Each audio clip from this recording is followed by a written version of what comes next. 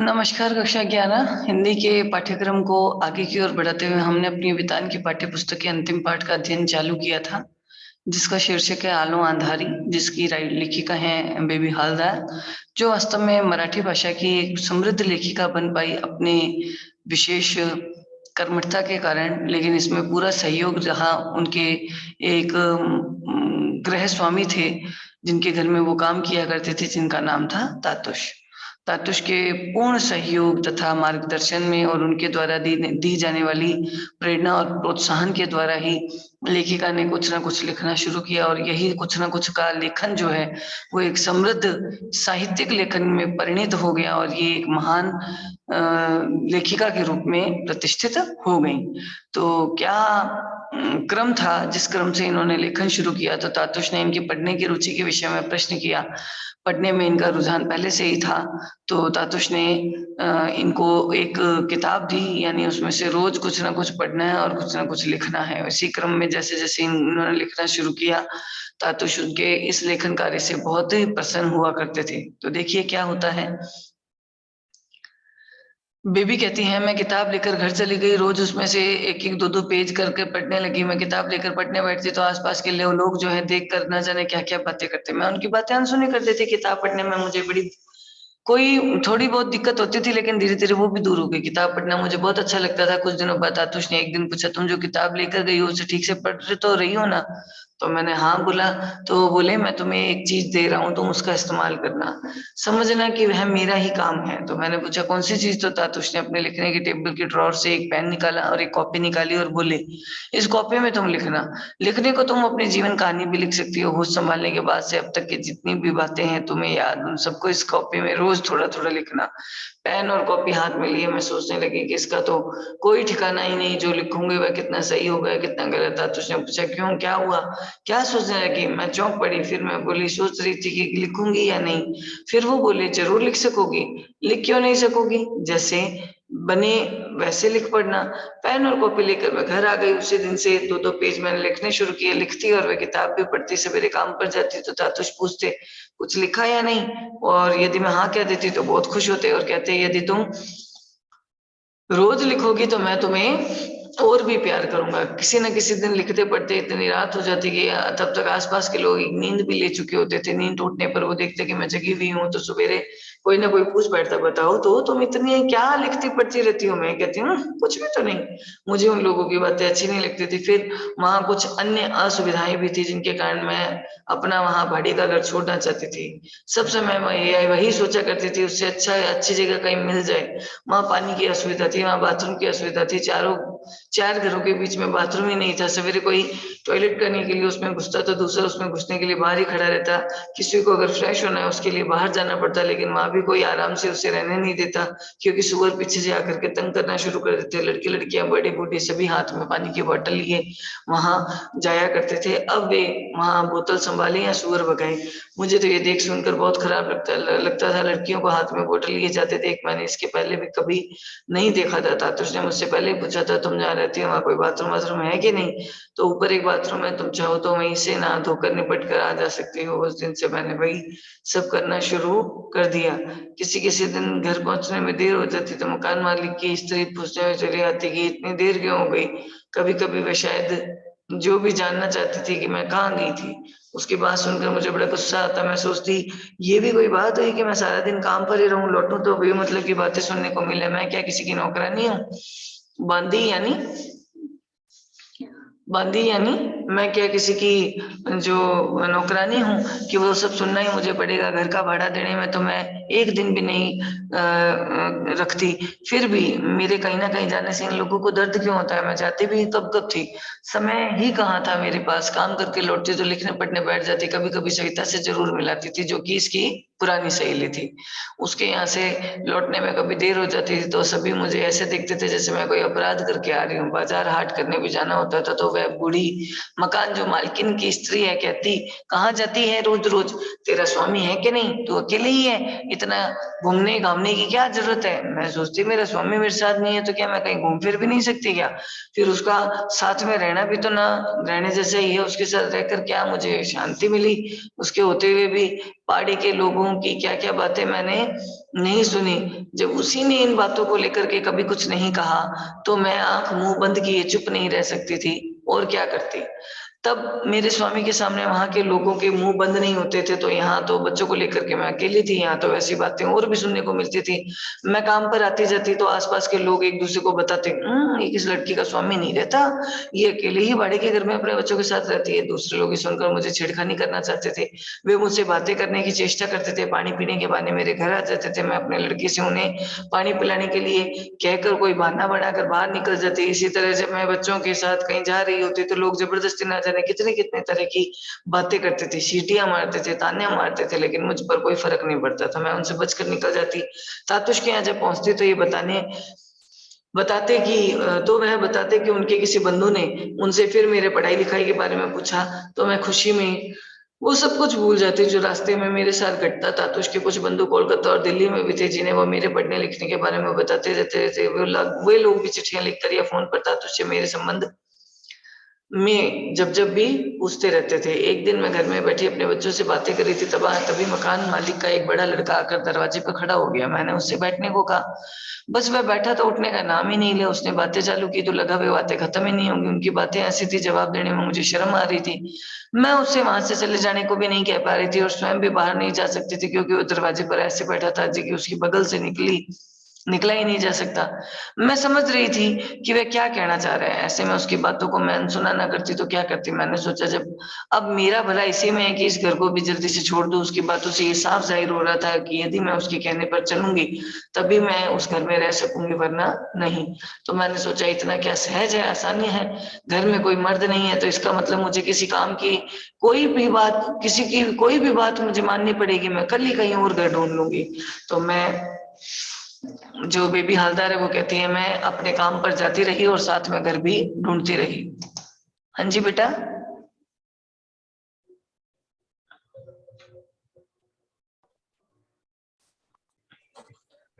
Falguni good morning बेटे। तो कह रही हैं कि मैं अपने काम पे जाती रही और साथ में घर भी ढूंढती रही। एक दिन काम पर से मैं घर लौट रही थी तो मैंने देखा मेरे बच्चे रोते दौड़ते चले आ रहे हैं। मेरे पास आकर वे बोले, अब देखिए किस तरह से उसकी कोठरी में सारे सामान को फेंक दिया गया। बच्चे बोले मम्मी मम्मी जल्दी चलो, हमारा घर उन्होंने तोड़ दिया है। बच्चों की बात से मैं चौंक पड़ी कि ये क्या हो गया। मैंने कहा चलो चलकर देखती हूँ। वहां पहुंचकर देखा सचमुच घर का सारा सामान बाहर बिखरा पड़ा है। ये सब देखकर मैं सिर पकड़कर बैठ गई और सोचने लगी कि बच्चों को लेकर अब कहाँ जाऊं। इतनी जल्दी दूसरा घर कहाँ मिलेगा। बच्चों को अपने पास बिठाए मैं रोने लगी। उन्होंने सिर्फ मेरा घर ही नहीं तोड़ा था, आसपास के जो और भी घर थे उन्हें भी तोड़ डाला था। लेकिन उन घरों में कोई न कोई मर्द यानी बड़ा लड़का, कोई स्वामी जरूर था, जबकि मेरे यहाँ होते हुए भी कोई नहीं था। इसीलिए मेरा सामान अभी तक भी बिखरा पड़ा था, जबकि दूसरों घरों के लोग जो है अपना सामान एक जगह इकट्ठा करके नया घर खोजने निकल गए थे। हमें छोड़ वहां बस कुछ ही लोग बचे थे।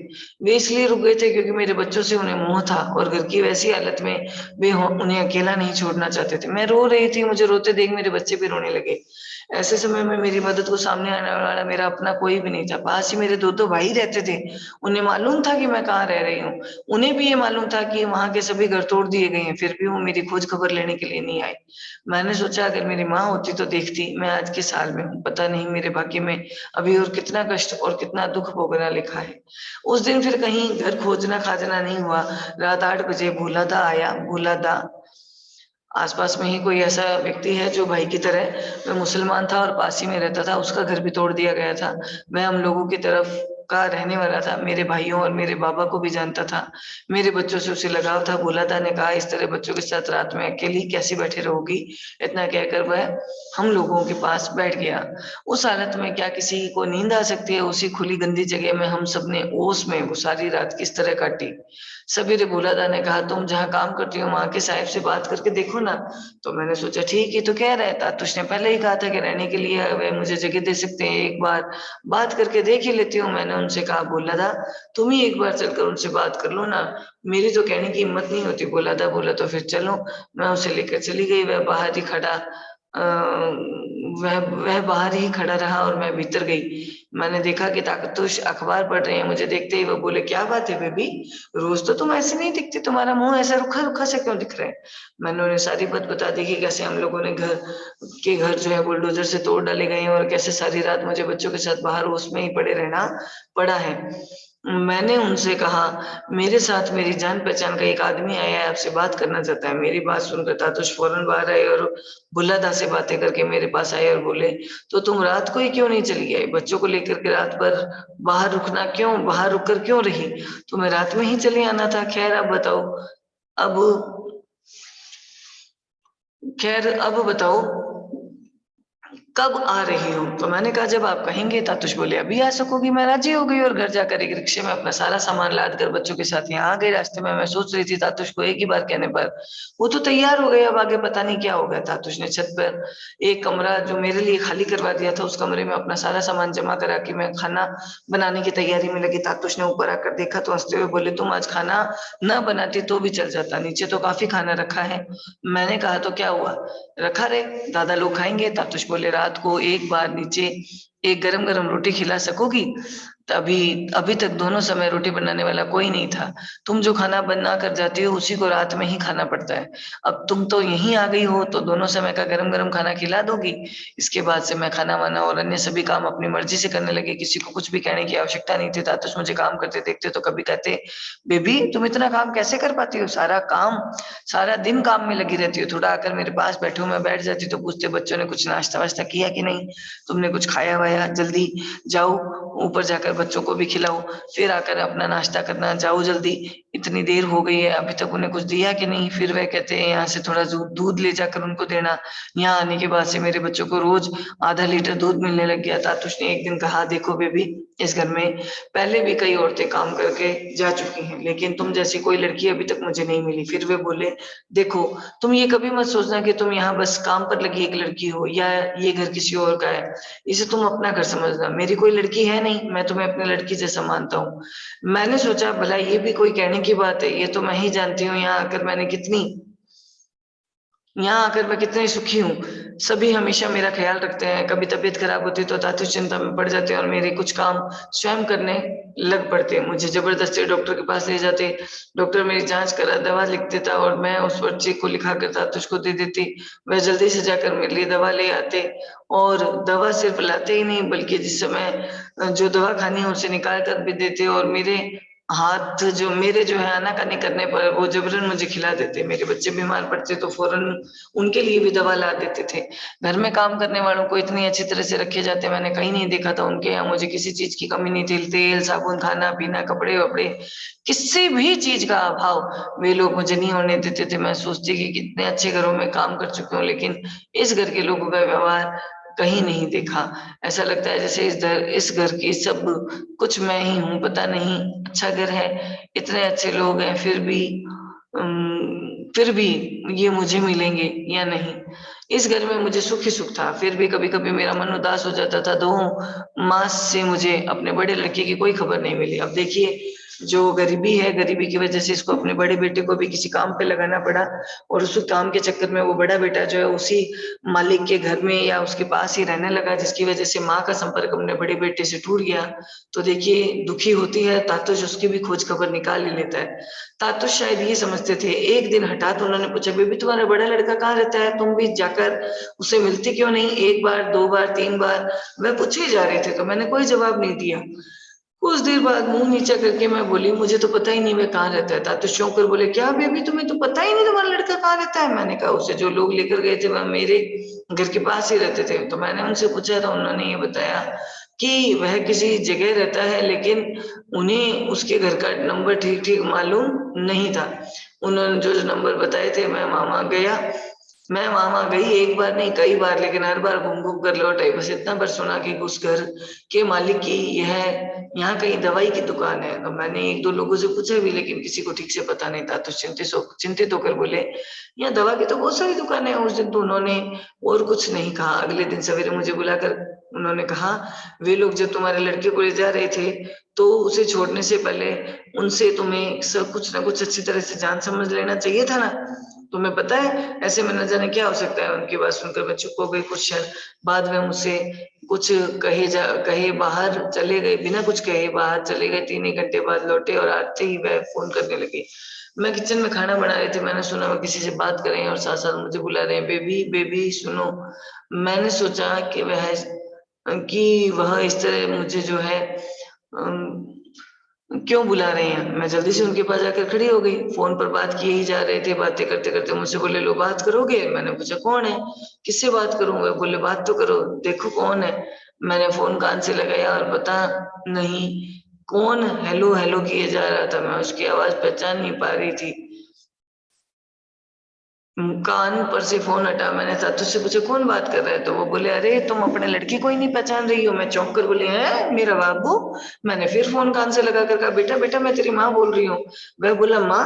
माँ? कौन? बेबी?" मैं बोली, "हाँ बेटा, मैं तेरी माँ।"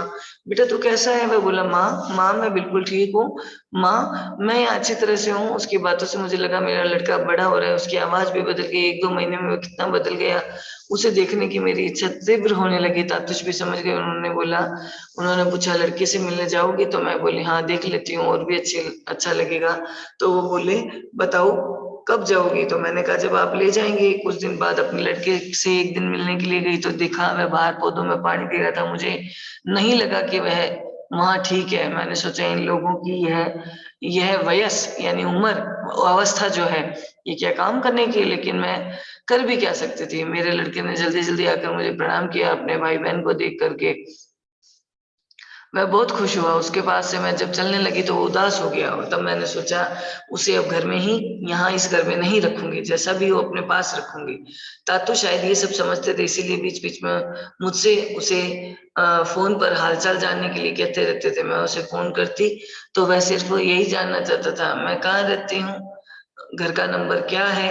यह सोचकर बात टाल देती कि कहीं वह बिना किसी को बताए मेरे पास आ गया तो तातुश क्या सोचेंगे और बातों-बातों में कहते भी थे कि उसकी उम्र का लड़का उन्होंने कभी नहीं रखा।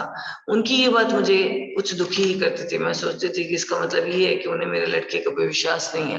पर वह कभी यह क्यों नहीं कहते कि अपने लड़के को कुछ दिनों के लिए ले आओ? वह मुझे और बाकी दोनों बच्चों को इतना चाहते हैं, फिर भी मेरा लड़का ही क्यों उन्हें भारी पड़ता है? मैं कुछ समझ नहीं पाती और कहती भी कुछ नहीं। होते-होते एक दिन तातुश ने स्वयं ही कहा, "तुम अपने बड़े लड़के को काली पूजा पर अब कुछ दिनों के लिए ले आना।" सुनकर मैं बहुत खुश हुई। फिर वे बोले, "उसके लिए यहीं कहीं काम देख लेना, जिससे रोज़ तुम्हें उनसे मिलने के लिए जाना पड़े, लेकिन वे भी जानती हो बच्चों से काम करवाना गैर कानूनी है और उसे वहाँ से छुड़ा लेना चाहिए। उसके लिए ऐसी जगह प काम देखो जहाँ रहते-रहते वह और कोई भी काम वग़ैरह अगर कुछ लिखना-पढ़ना भी सीख सके तो। ऐसा ही कुछ हमें करना होगा, लेकिन 3 बच्चों को लेकर के यहाँ रहना हो सकेगा? मुझे तो नहीं लगता। मैंने कहा, "आपने तो कहा था कि मैं यहाँ काम करते-करते कहीं और भी 1-2 घंटे का काम पकड़ सकती हूँ, तो मैं वैसा ही क्यों ना करूँ?" तातुश बोले, "उससे क्या होगा? बेबी एक जगह से काम करके आओगी और आखिर यहाँ आकर फिर तुम्हें खटना होगा, ऐसे में तुम्हारा स्वास्थ्य कहाँ तक ठीक रहेगा? इतनी भाग-दौड़ करना ठीक नहीं है और फिर उसकी ज़रूरत भी क्या है? अभी तो जैसा सब चल रहा है वैसा ही चलाओ।" तो तातुश की इस तरह की बातें सुनकर मुझे बहुत माया हुई, यानी उनके प्रति मेरा रुझान जो है बढ़ गया। मैं सोचती रही इस तरह तो वे मेरे बाबा या माँ ने भी मुझे नहीं समझा। ये लगता है पिछले जीवन में सच में मेरे बाबा ही थे। मेरे बाबा को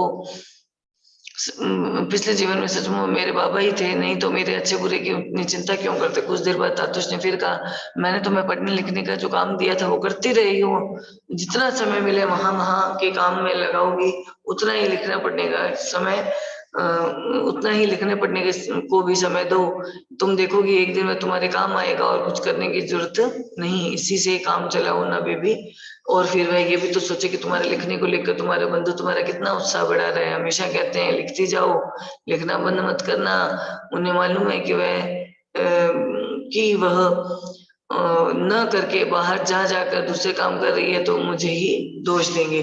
तो इस प्रकार देखो छोटा-मोटा जो लेखन कार्य है, ड्रॉअर में से एक पेन और बुक निकाल कर के दे दी और जीवन की हर एक घटना के विषय में जैसा लिख सकती हो वैसा लिखो, ऐसा कह कर के तातुश ने उसे मोटिवेट किया, प्रेरित किया, प्रोत्साहित किया। उसी प्रोत्साहन और उसी प्रेरणा का यह परिणाम सामने आया कि बेबी हालदार जो है इन्होंने एक बहुत बड़ी आत्मकथा बेबी आलू अंधारी, आलू अंधारी जो है वो लिख दी। और आलू अंधारी में जिस तरह से प्रताड़ित और दमित समाज वर्ग की शोषित महिला के विषय में जिक्र किया गया है, उसमें बताया है कि महिला को एक समाज में रहते हुए कितनी असुविधाओं का और दूसरे जो पुरुष वर्ग हैं उनके द्वारा कितनी अमानवीय भावनाओं का सामना करना पड़ता है। तो बाकी के चैप्टर को कल कंटिन्यू करेंगे। आज की कक्षा में इतना पर्याप्त है बेटा, मिलते हैं अपनी कल की मीटिंग में। धन्यवाद बेटा जी।